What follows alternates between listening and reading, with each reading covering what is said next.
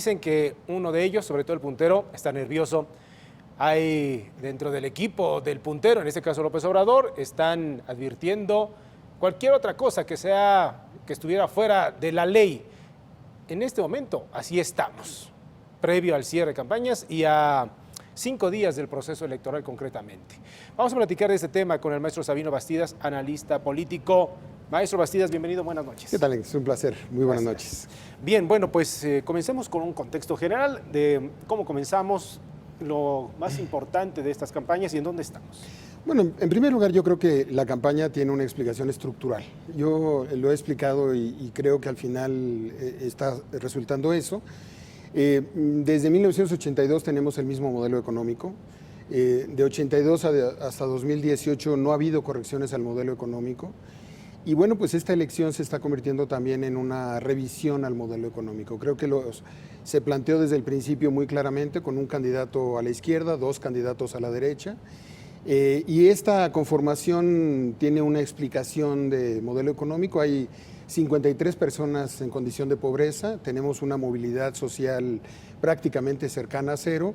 Y creo que el modelo económico no ha tenido una corrección a lo largo de todo este tiempo y esta es una de las explicaciones a mi juicio de esta elección. La gente está votando por revisar el modelo económico, por revisar las políticas sociales, por plantearse una corrección pendular y sana en las democracias. En todas las democracias se da de manera natural la corrección, la revisión de una posición de derecha a de izquierda.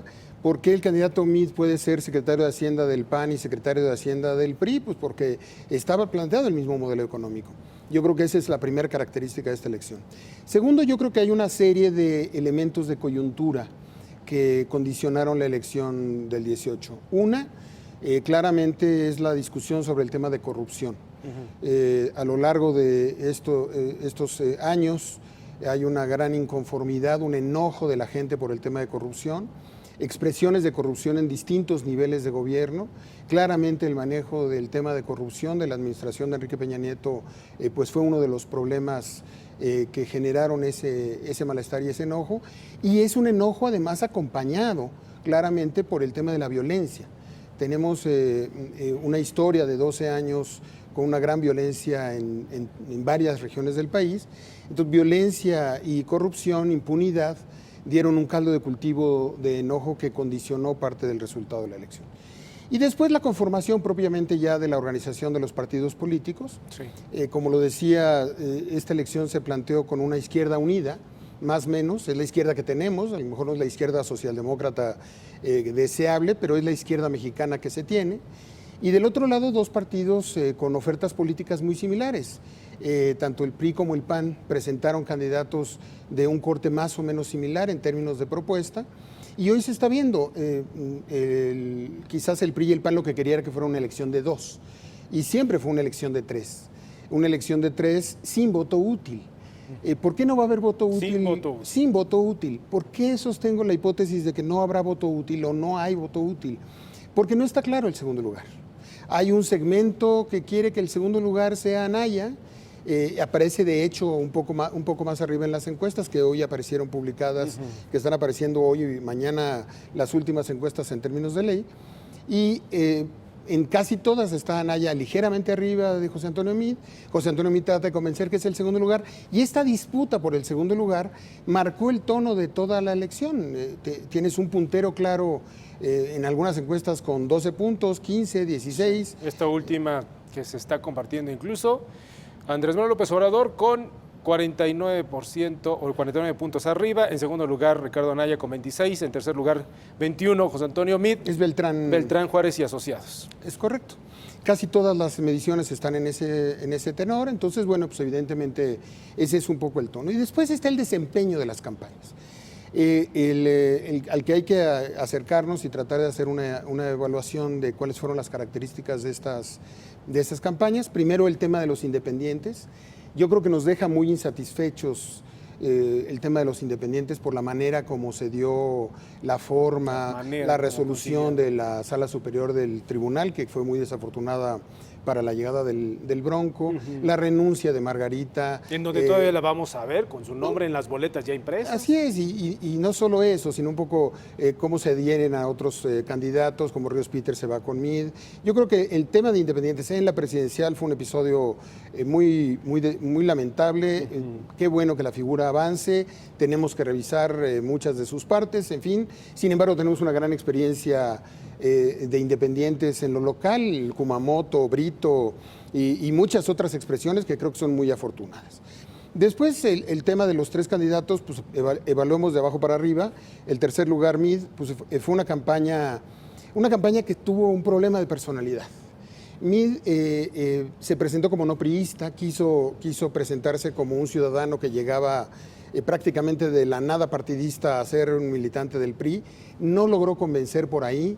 Eso molestó a segmentos importantes del priismo, hay muchos priistas a los que no les gustó ese perfil, tardó en definir ahí su personalidad, al final decidió que sí era priista, entonces puso ya la casaca roja y al final quiere que la estructura priista lo saque adelante.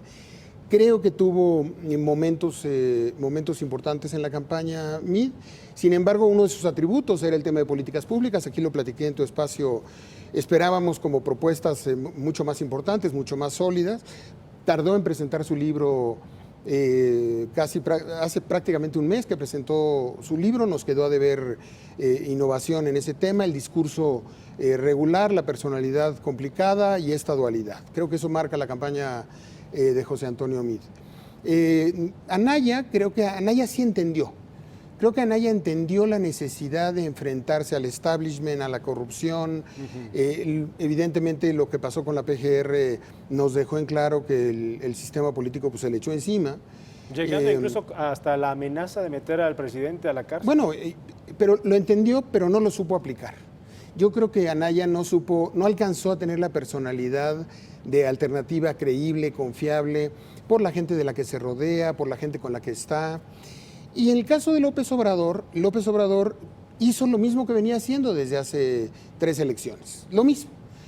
Andrés Manuel López Obrador, si me permites el atrevimiento, no se mueve en el escenario. Lo que se mueve es todo lo demás. Se mueve la realidad, se le mueven el tema de pobreza como centralidad, y el único que había estado manejando el tema de pobreza a lo largo de todos estos años, pues había sido Andrés Manuel López Obrador. Hay una imagen que a mí me queda muy clara, que es la del tercer debate, donde están los 4 candidatos en el tercer debate, allá en Mérida, y se ve a Andrés Manuel López Obrador muy bronceado, y los otros 3 con un pálido color de Club de Industriales. Y evidentemente pues es la calle. Mientras uno estaba teniendo plazas llenas, llenando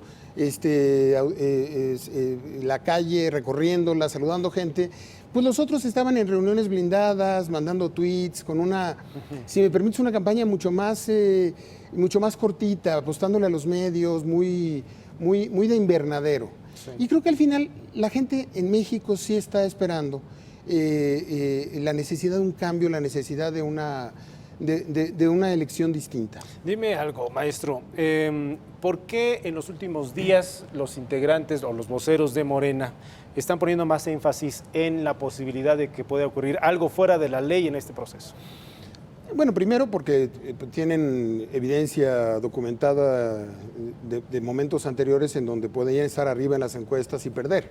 O sea, la realidad es que en este momento nadie ha votado. No tenemos encuestas muy marcadas, tenemos tendencias, pero el momento de la votación no se ha dado.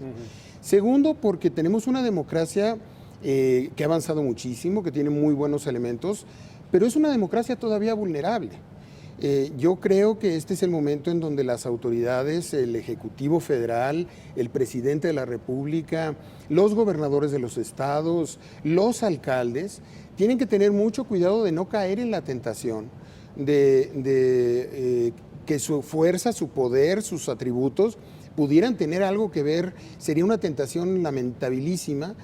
No lo veo en el interés de los actores que están manejando eso, y creo que hay que ser muy responsables a dejar que la gente salga, vote en libertad. y que nadie vaya a tratar de torcer de manera fraudulenta el resultado de la elección. Esta es una elección que debe convertirse en algo positivo, en una fiesta. Yo creo que es en cierto sentido, un referéndum, un plebiscito en torno a la administración del presidente Peña Nieto. Los números que tiene José Antonio Meade en tercer lugar hablan del 20%. Son los mismos números de aprobación del presidente Peña Nieto. Meade tiene los números de aprobación de la popularidad del presidente. ¿Por qué? Porque la gente sí entendió que Enrique Peña Nieto designó a ese candidato, sí, que es su partido el que lo postula, y está sancionando una administración que evidentemente tuvo malos manejos en materia de corrupción, a pesar de que empezó tan bien. Fue una administración que empezó con reformas estructurales, con muy buenas decisiones y que pintaba para ser un político joven que diera una buena historia. Sin embargo, a lo largo del tiempo se fue desdibujando, hubo una serie de problemas muy importantes y evidentemente esto lo está sancionando el electorado. Las encuestas demuestran una tendencia clara en donde hay un puntero y dos actores disputándose el segundo lugar, y quizá cuando hagamos la autopsia de esta elección, pues la característica más reñida de la elección sea qué estaba pasando allá abajo por el segundo lugar y un claro primer lugar. Y lo interesante es eso, estamos ante la posibilidad, por primera vez en democracia, de que la izquierda democrática llegue a la presidencia. En la historia de México nunca la izquierda ha llegado a la presidencia, y no solo a la presidencia. Si los números de los encuestadores serios se concretara, podríamos estar hablando de la izquierda llegando al Congreso a tener mayoría. Esto es un hecho inédito en la historia de México. El último gobernante de izquierda que tuvimos, que fue quizás Lázaro Cárdenas, pues era otra condición, era la condición revolucionaria, era otro México, pero esta es la primera vez que en democracia una izquierda puede llegar, y eso en otras realidades ha consolidado la democracia. Chile, en España, la llegada de la izquierda al poder es una buena noticia si ellos la saben hacer bien y si todos sabemos aceptar el resultado. Maestro Bastidas, en 5 días estaremos platicando de esta historia, ¿no? Así es. Así es que nos vemos en el INE. No, encantado, será un placer el día de la jornada electoral y espero que estemos dando cuenta de un buen resultado, invitar a la gente a que vote, a que participe. El mejor blindaje de esta elección, como de todas las elecciones, es la participación de la gente, que la gente cumpla con su misión como funcionario del INE y que la gente salga a votar con total libertad, sin miedo, que exprese lo que quiere decir. Creo que esta es una gran oportunidad. Gracias, maestro. Gracias, Héctor. Maestro Sabino Bastidas.